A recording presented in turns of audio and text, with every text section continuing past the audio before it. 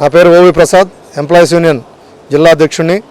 ఏదైతే కేంద్ర రాష్ట్ర ప్రభుత్వాలు బస్సులను ప్రైవేటు వారికి ఇచ్చి విద్యుత్ బస్సుల పేరుతో ఆర్టీసీ ఆస్తుల్ని అపనంగా కట్టుబడుతుంది, దానికి వ్యతిరేకంగా నెల్లూరు 2 డిపో కూడా నెల్లూరు జిల్లాలో ప్రైవేటు వారికి అప్పగించడం జరిగింది.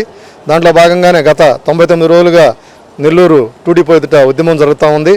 దాంట్లో భాగంగా మేము ఏపీపీడీ ఎంప్లాయీస్ యూనియన్గా రాష్ట్ర వ్యాప్తంగా 129 డిపోలలో 2 రోజులు ధర్నా కార్యక్రమాలు, నిరసన కార్యక్రమాలు చేసి ఈరోజు ఈ కలెక్టరేట్లో మా సమస్యల గురించి కలెక్టర్ గారికి విన్నవించుకునే దానికి విచ్చేసాము.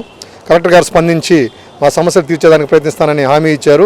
వారికి కృతజ్ఞతలు తెలుపుకుంటూ ఏదైతే మా డిమాండ్ ఉందో ఈ శ్రీశక్తి పథకం అమలు కావాలన్నా, ఇంకా సఫలీకృతం కావాలంటే వెంటనే 3000 మంది సిబ్బందిని 10,000 బస్సులని కొనుగోలు చేసి ఆర్టీసీకి ఇవ్వాలా, ఆర్టీసీ ఉద్యోగుల ద్వారానే వాటిని నడపాలని మరొక్కసారి మీ ద్వారా ప్రభుత్వానికి, ఆర్టీసీ పెద్దలకి విన్నవించుకుంటూ